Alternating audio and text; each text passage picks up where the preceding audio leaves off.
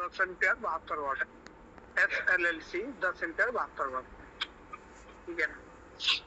ये तो वो मॉडल है। दूसरे एक मॉडल आया IP67, IP67 में 48 वोल्ट 25 एम्पियर। IP67 मतलब होता है वो एक स्टैंडर्ड है, उसके अंदर पानी वगैरह डस्ट वगैरह कुछ नहीं जाएगा, वाटर प्रूफ ये समझ लीजिए। इसका मतलब ये नहीं कि तालाब में बाल्टी में डुबा के रखो, ऐसा नहीं। मतलब बरसात का पानी चाहे गिर गया वो हो गया, उसके अंदर नहीं जाएगा। यानी उसके अंदर हम कार्ड के ऊपर कोटिंग सील कर रखते हैं, वो फील्ड में रिपेयरेबल नहीं है। कहीं अगर वो खराब हो गया तो डायरेक्ट रिप्लेस ही करने पड़ेगा, उसमें ना कार्ड ना रिपेयर कुछ हो पाएगा। उसके रिपेयर भी बड़ी टॉप हो जाता है, क्योंकि उसको फिक्स किया जाता है हार्डवेयर वगैरह में। तो ये नया मॉडल है, अभी कुछ पीछे तो मतलब प्रोडक्शन हुआ और फील्ड में गया है, ट्रायल बेसिस में चल रहा है। आगे से यही बनते रहेगा, तो मार्केट के डिमांड के हिसाब से आगे यही कंटिन्यू करेंगे, और जब प्रोडक्ट चल रहा है धीरे धीरे उनको बंद करना है। तो यहाँ पे मैं और एक चीज आपको लोगों को बताना चाहता हूँ, जो कैलिब्रेशन जिग हम यूज करते हैं ई रिक्शा चार्जर में, वो NPFC प्रो के लिए, चाहे NPFC प्रो में LI बनाओ, चाहे लेड एसिड चार्जर बनाओ, उसके लिए है PFC pro charger. PFC pro में लेड एसिड भी आता है चार्जर, जैसे 60 वोल्ट और ट्रेन पर, और LI चार्जर भी जो जो मॉडल बना हुआ 60 वोल्ट में भी बना हुआ है, 48-20 और 48-25 में ही बना हुआ, तो वो सब में ये कैलिब्रेशन जिग एप्लीकेबल है। एक छोटा सा मॉडल हमारा है 6 एम्पियर चार्जर, 6 एम्पियर में 48 वोल्ट में भी बनता है, 6 एम्पियर 60 वोल्ट में भी बनता है, उसमें भी ये कैलिब्रेशन जिग एप्लीकेबल है। तो अगर फील्ड में कभी जरूरत पड़े कैलिब्रेशन, तो इन मॉडल में हम कैलिब्रेट कर सकते हैं, और मॉडल में कर नहीं सकते। फॉर एग्जांपल एक मॉडल चल रहा फील्ड में, नया नहीं पुराना मॉडल है, LLC 60 वोल्ट 25 एम्पियर, ये फील्ड में चल रहा है। उसी कार्ड में हम बना रहे LLC 48 वोल्ट 30 एम्पियर, वो भी फील्ड में चल रहा है। इन कार्डों में जो सेट वोल्टेज जा रहा, मतलब वही सेट वोल्टेज आप फील्ड में कुछ कर नहीं पाओगे। मान लीजिए कस्टमर ने गलत परचेज कर लिया और बैटरी उनके पास में और कुछ है, तो वहां पे हम कुछ कर नहीं पाएंगे, सीधा दूसरे चार्जर जाएगा, उस बैटरी के साथ लगेगा। फॉर एग्जांपल 60 वोल्ट 25 एम्पियर की चार्जर की बात कर रहा हूँ, 60 वोल्ट 25 एम्पियर LLC मॉडल में, उसमें कैलिब्रेशन कर नहीं सकते।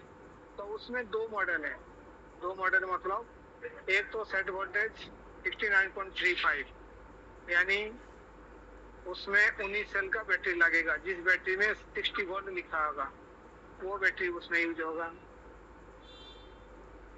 दूसरा उसी कार्ड में एक बन रहा LLC 60 वोल्ट 25 एम्पियर में, सेट वोल्टेज दूसरा है 73, यानी जिस बैटरी में 64 वोल्टेज नॉमिनल लिखा होगा उस बैटरी में 73 वोल्टेज का चार्जर लगेगा, है ना। ये नया नया चार्जर का जानकारी आपको मिल गया। अभी हम एक पॉलिसी निकाले हैं, ये काफी सारे फेलियर आ रहा, तो जो 3 महीने के अंदर जो फेलियर आ रहा उसको इन्फेंट फेलियर लेते हैं, इस नाम दिया गया इन्फेंट फेलियर। इन्फेंट मतलब बच्चा, बच्चा वाला चार्जर जो है, मतलब थोड़ी दिन के अंदर जो चार्जर में प्रॉब्लम आ रहा उसको इन्फेंट फेलियर। उसमें जो प्रॉब्लम आ रहा, तो एक मैसेज कई जगह में सर्कुलेट किया हूँ, अभी भी बता देता हूँ। नया चार्जर में जो फर्स्ट टाइम कंप्लेन आ रहा, उसमें आपको फील्ड में कार्ड रिप्लेस करने से पहले एक बार हमसे कांटेक्ट करने पड़ेगा, ताकि पता चलेगा वो जेन्युइन प्रॉब्लम वहाँ पे सॉल्व हो सकता है, या फिर वहाँ पे और कुछ करने की जरूरत है।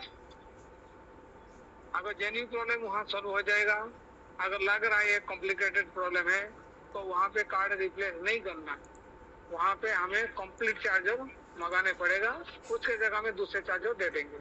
लेकिन उस प्रोसेस को फॉलो करने के लिए हमसे बात करने पड़ेगा, हम परमिशन देंगे तो फिर वो रिप्लेसमेंट होगा। ऐसा होता है कई बार जो हम कार्ड रिप्लेस करा रहे या कोई कार्ड फील्ड इंजीनियर से मंगा लेते, चलो फॉल्टी कार्ड यहाँ भेजो तो हम देख लेंगे, तो ज्यादातर कार्ड यहाँ पता चलता जब उसमें यहाँ पे कोई प्रॉब्लम मिल रहा, कोई प्रॉब्लम मिल नहीं रहा। जिसमें मॉस्फेट वगैरह गया है वो तो ठीक है, वो तो समझ में आ जाता। कई कार्ड ऐसे था कि डेड, वहाँ पे पूरी डेड मिला है, वो कार्ड इधर मंगा दे तो इधर सही चलेगा। तो इसलिए प्रॉब्लम को समझने के लिए हम डिसाइड कर दें कि कंप्लीट चार्जर इस केस में मंगा लें, ताकि उसके रूट को जहाँ हमारे यहाँ पता चलेगा। ठीक है। और एक पॉइंट ये है, जो चार्जर में आप फैन लगा रहे हैं, कहीं खराब हो गया तो फैन रिप्लेस कर रहे हैं, तो कोई सा भी फैन वहां नहीं लगाना। फैन का अपना वोल्टेज होता है, अपना वाटेज होता है, तो उस हिसाब से लगाना। फॉर एग्जांपल जैसे एनटीएफसी चार्जर में 12 वोल्ट 1.4 वाट का फैन लगाते हैं, लेकिन जो पीएफसी प्रो चार्जर हो गया, एलएलसी चार्जर हो गया, उनमें हम 12 वोल्ट फैन तो है 12 वोल्ट का, पर उसके वाटेज ज्यादा है, यानी वो हो गया 3.6 वाट का फैन। तो जो भी आपको रिप्लेस करना है सोच समझ के रिप्लेस करो, नहीं तो क्या होगा, कंप्लेंट बढ़ने की चांस रहता है, 90% कंप्लेंट बढ़ने की चांस रहता है। क्योंकि जिस चार्जर को हाई स्पीड वाला फैन की जरूरत है, आपने वहाँ पे 1.4 वाट कम स्पीड वाला फैन लगा दिए, तो वो तो गर्मी दिन में खराब होना ही होना है। तो इस चीज को ध्यान दिया करें। और जो आप बहुत बंदे को मालूम है जब मुझे टेलीविजन जी मंगाना है, फिर जी वो मंगाते नहीं, क्या पता आपके पास वो रेटिंग वाला प्रॉब्लम आ जाए तो आपको सेट करने पड़ेगा। तो ये पैसे नहीं लग रहा, हम स्टॉक में दे रहे, तो मंगा लो रिक्वेस्ट लगा के और अपने पास रखो, जब जरूरत पड़ेगा यूज करना, नहीं तो फिर अपने पास रखो। क्योंकि देखा गया बंदे को मालूम है जी भी मंगाना है पर मंगाए नहीं, जो कंप्लेन आ जाता फिर वहाँ एक हफ्ता इंतजार करने पड़ता। हमें दिक्कत हमें नहीं है, दिक्कत आप ही लोगों को होगा, क्योंकि जी मंगाओगे फिर आप सेट करोगे वोल्टेज, फिर दोगे, तब तक तो एक हफ्ता निकल जाता है ना। पता ही है कैलिब्रेशन जी क्यों जरूरत होता है। यहाँ से जो डिस्प्ले कार्ड जाता है वो तो बाय डिफॉल्ट है, वो सेट वोल्टेज नहीं मिलेगा आपको। मान लो किसी चार्जर में डिस्प्ले कार्ड चेंज कर दिए, और हर चार्जर का जो एलआई चार्जर है उसमें सीरियल नंबर में हम एक पॉइंट लिखते हैं चार्जिंग वोल्टेज, जिस वोल्टेज के साथ में चार्जर बना है वो मेंशन रहता। For example PFC pro charger 4820 हमने बनाए, सीरियल नंबर में लिखा है चार्जिंग वोल्टेज 58.4, यानी आप चेक करोगे वही वोल्टेज मिलेगा। मान लीजिए उसमें आपने किसी कारण वजह से फॉल्टी की वजह से आपने डिस्प्ले कार्ड चेंज कर दिया, तो डिस्प्ले कार्ड चेंज करने के बाद में आपको 58.4 वोल्टेज नहीं मिलेगा, बाय डिफॉल्ट मिल जाएगा 55 वोल्टेज। आपने चेंज कर दिया, ना चेक किया ना सेट किया और चल पड़े, तो चार्जर थोड़ी देर के लिए चल जाएगा, लेकिन कस्टमर का रिक्वायरमेंट या बैटरी फुल चार्ज होना नहीं हो पाएगा, है ना। फुल चार्ज होना असंभव है। तो इसीलिए जब भी आप कार्ड रिप्लेस करो, charging cut off voltage, charging current, ये चेक करना जरूरी है, ठीक है ना। और कार्ड है वो डिस्प्ले कार्ड भी देखने को फिजिकली सेम है, और वो अलग अलग मॉडल रेटिंग के हिसाब से उनमें करंट भी सेट होता है। ऐसा नहीं कि कोई सा भी डिस्प्ले कार्ड कहीं भी लग जाएगा। उसमें एक स्टिकर रहता है रेटिंग का। ये जो डिस्प्ले कार्ड है ये 15 एम्पियर का, 18 एम्पियर का, 20 एम्पियर का, 25 एम्पियर का या कितने एम्पियर का है, उसमें लिखा रहता है। जितने एम्पियर का डिस्प्ले लिखा होगा वही करंट आपको देगा। तो इसीलिए मैं कहता हूँ जब भी आप कार्ड रिप्लेस करो, चाहे main card, display card, current और वोल्टेज दो चीज आपको देखना ही देखना, नहीं तो आपके प्रॉब्लम दोबारा घूम के आएगा और दोबारा आपको जाने पड़ेगा। तो इससे बचने के लिए जब भी अभी विजिट करते हो, जब भी आप कार्ड रिप्लेस करते हो, चार्जिंग करंट, चार्जिंग वोल्टेज दोनों चीज आप चेक करना। अगर सही नहीं है उनको सेट करना।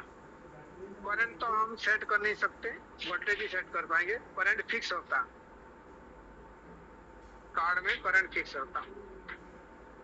तो जो रेटिंग का कार्ड है वही रेटिंग का कार्ड मंगाओगे तो आपको उतना ही करंट मिलेगा। और मेन कार्ड चेंज करो तो मेन कार्ड चेंज करने के बाद में भी आपको एक बार वोल्टेज और करंट चेक करना ही पड़ेगा। अच्छा, उसमें फिजिकली जो डिस्प्ले कार्ड देखने को तो सेम है, और उसमें एनपीएफसी प्रो का भी सॉफ्टवेयर रहता है, एनपीएफसी प्रो एलआई का भी सॉफ्टवेयर रहता है, PFC pro lead acid battery के लिए भी सॉफ्टवेयर रहता है, पीएफसी प्रो एलआई के लिए भी सॉफ्टवेयर रहता है। ठीक है ना। दो चीज यहाँ ध्यान दिया करो, एक तो कितने रेटिंग का है वो स्टिकर देखना जरूरी है, दूसरा सॉफ्टवेयर कौन से देखना जरूरी है। जिस मॉडल का चार्जर है, जिस रेटिंग का है, उस हिसाब से उसी का कार्ड लगाओ। बहुत बंदे ये सब चीज नहीं देखते, सिंपल सा कार्ड हाथ में आया, कार्ड लगा दिए। ऐसे करने में क्या होगा, मान लीजिए आपके पास है पीएफसी प्रो चार्जर और आपके पास था पीएफसी प्रो का डिस्प्ले कार्ड, यानी उसमें सॉफ्टवेयर जो है एनपीएफसी प्रो का है। तो वो डिस्प्ले जैसे लगाओगे पीएफसी प्रो चार्जर में तो करंट करीब 50-60 एम्पियर चल जाता है। ठीक है ना, क्योंकि वो कार्ड उसके लिए है नहीं। तो इसीलिए गलत कार्ड लगाने में करंट बहुत ज्यादा फ्लो होता है और जो ये वाला बैटरी है उसमें जो चार्जर फेलियर बढ़ जाता है। हो सकता है 1 मिनट में खराब हो सकता है 1 घंटे में, हो सकता है 1 दिन में। खराब होना ही होना 100%। लगा तो डिस्प्ले कार्ड लगाओगे तो 100% खराब होना है। तो इस चीज को भी ध्यान दिया करो। ये जो टेबल वरुण जी अभी स्क्रीन में लगा रखे उसी का ही है ना। तो उस चीज के हिसाब से आप रिक्वायरमेंट में लगाओ। अगर कंप्लेंट के अगेंस्ट में आप रिक्वेस्ट लगाते हो तो आपको तो सही कार्ड मिलेगा, फिर भी कभी कभी भेजने वाले गलत भेज सकते हैं, इसलिए आपको एक बार उसमें चेक करने की जरूरत है। ठीक है, आज के ट्रेनिंग सेशन में इतना ही जानकारी। समझ आ गया?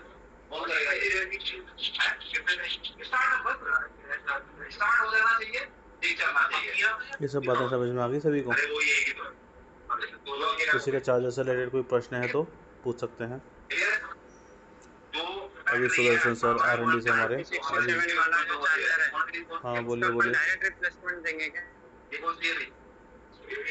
पूछो सर ये एक्स्ट्रा आवाज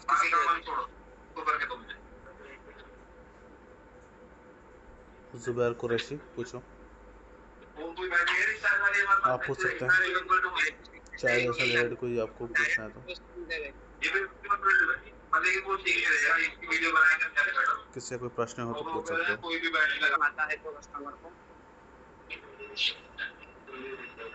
तो एक बार तो आपको समझना पड़ेगा उसमें क्या प्रॉब्लम है। अगर डेड है, देखो डेड है तो उसमें तो रिप्लेस ही करने पड़ेगा, कार्ड के उसमें व्यवस्था नहीं है ना।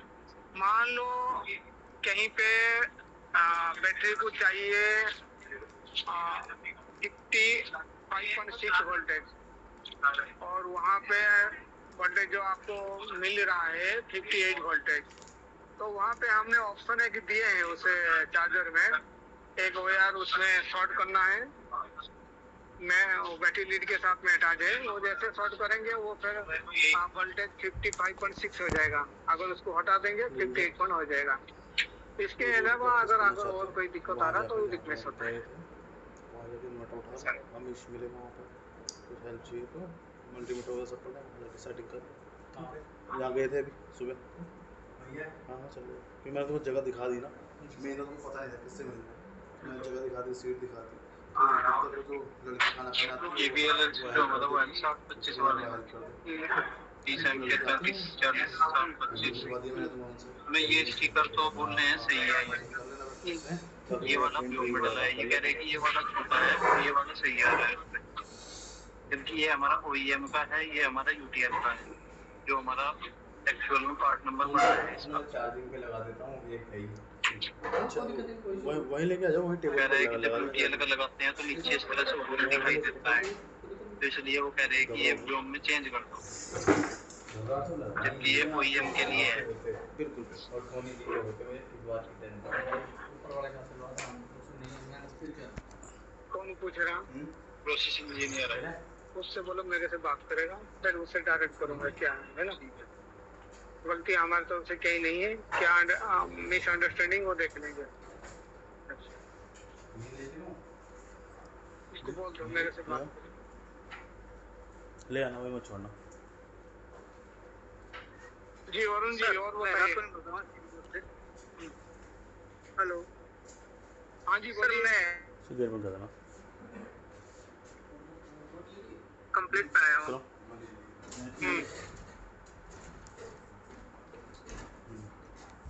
हेलो सर, सर मैं क्यूट हो सकता हूँ, मैं क्यों कंप्लीट पे आया हूँ। हाँ तो ठीक है, अगर आपके पास कोई क्वेश्चन नहीं तो आप लेफ्ट कर सकते हैं। नमस्कार सर, अमित बात कर रहा हूँ लुधियाना से। हेलो, हाँ जी नमस्कार सर, अमित बात कर रहा हूँ लुधियाना से। Sir service engineer. सर मैं ये कह रहा था कि सर कॉमन प्रॉब्लम एक आ रही है, उस पे ना ग्लू ना लगने के कारण मतलब कैपेसिटर टूट रहा है बार बार। अभी मैंने क्या किया है कि ग्लू जहाँ भी जितनी भी साइटों पे जा रहा हूँ ना, जहाँ पे भी मेरे को ग्लू नहीं दिख रहा है वहाँ पे मैं खुद ऐड कर रहा हूँ, ग्लू लगा रहा हूँ। ऐसा कर सकते हैं? हाँ लगा तो ग्लू कहाँ से लाओगे फिर, कैसे लगाओगे? मैंने परचेज किया हुआ है ग्लू पाइप के क्या साथ। मशीन? ग्लू मशीन परचेज किए? हाँ वो क्या करें सर, कैपेसिटर नवे में दिक्कत आ जाती है तो 3 से 4 दिन पुराने चार्जर में ना फिर वो रिप्लेसमेंट के पीछे भागता है कस्टमर। नहीं ये बता सकते हैं, क्योंकि ये जो पॉइंट आपके था उसके बाद में हमने 100% ओवर ग्लू डालने की एक इंस्ट्रक्शन दिया था प्रोडक्शन वाले को, तो हो सकता है ये पुराना वाला होगा। जो ग्लू लग रहा है ना सर, वो एक साइड से लग रहा है। मैं कह रहा था दोनों साइड से लगे ग्लू।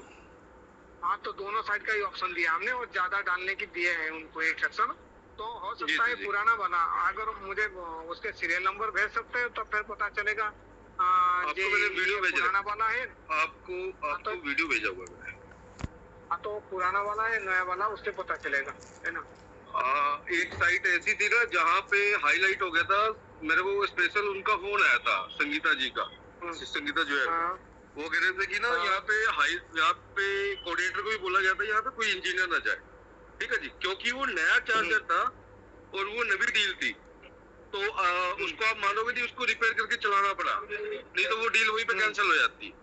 तो बीच में नए चार्जर में भी ऐसे ऐसे प्रॉब्लम आ रही है कि ना कैपेसिटर टूट जा रहे हैं, जबकि चार्जर कस्टमर घर पे रख रहा है और फिर लगा रहा है, फिर रख रहा है घर पे, गाड़ी में लेके नहीं जा रहा। तो ये एक कॉमन प्रॉब्लम है जिसके कारण सर बहुत ज्यादा मतलब कि बिना फालतू में कंप्लेंटें लॉगिन हो रही है काफी ज्यादा। तो इस पे सर एक बार यही मैंने बात करनी थी आपसे। अरे वो तो ठीक है, जो प्रॉब्लम आ रहा उसके मैन्युफैक्चरिंग नंबर जानना चाहता हूँ। और आपने तो बात किए थे मेरे से, देखा था शायद उस टाइम बात हुआ था, तो वो पुराना वाला ऐसे लग रहा था मुझे। हाँ वो 3 मार्च की मैन्युफैक्चरिंग थी। तो फिर उस टाइम ही हमने नहीं किया था ना, उसके बाद में इम्प्लीमेंट किया मार्च अप्रैल मई। नहीं सुनो वो सीरियल नंबर भेजो, एक बार मैं वेरीफाई कर लूंगा ये हमने जो इंस्ट्रक्शन दिया था उसके बाद में मैन्युफैक्चरिंग है, बाद में है। जी जी जी।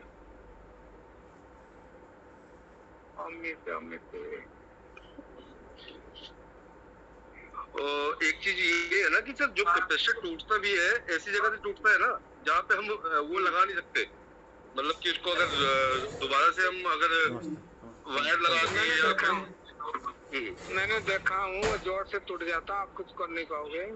नया कैपेसिटी की वहाँ पे रिक्वायरमेंट रहता है। जी जी जी। तो ये सर मैं ये कह रहा था इसके चक्कर में क्या होता है कि ना कार्ड को ले आना मतलब पुराना कार्ड निकालना इस टाइप से, तो ये कैपेसिटर मिल सकते हैं क्या मतलब स्पेयर में? क्योंकि ना ये प्रॉब्लम हर जगह नहीं आती, ये प्रॉब्लम ऐसी जगह आती है ना कि जहाँ पे डीलर या डिस्ट्रीब्यूटर होता है नवा जुड़ा होता है यूटिल के साथ, जैसे ई रिक्शा के OM हो गए, तो वो क्या करते हैं ना मतलब कि वो सीधा ही यूटीएल से लेते हैं और कई मतलब जा भी रहे सीधा डायरेक्ट कस्टमर पे, मतलब कि जो भी डीलर है ई रिक्शा का, तो वहां पे ये टैकल करना मुश्किल हो जाता है। बोलते कि आपके नवे में ये प्रॉब्लम आ रही तो मैं आगे क्या बेचूंगा, नवे लॉट में क्या बेचूंगा। तो उसके लिए मैं ये कह रहा था मेरे को अगर 2 कैपेसिटर या 3 कैपेसिटर स्पेयर में मिल जाए ताकि मैं कस्टमर को एडवर्टाइज मतलब चल के हम ये भी बता सकें सर्विस भी ठीक है इनकी, मतलब कि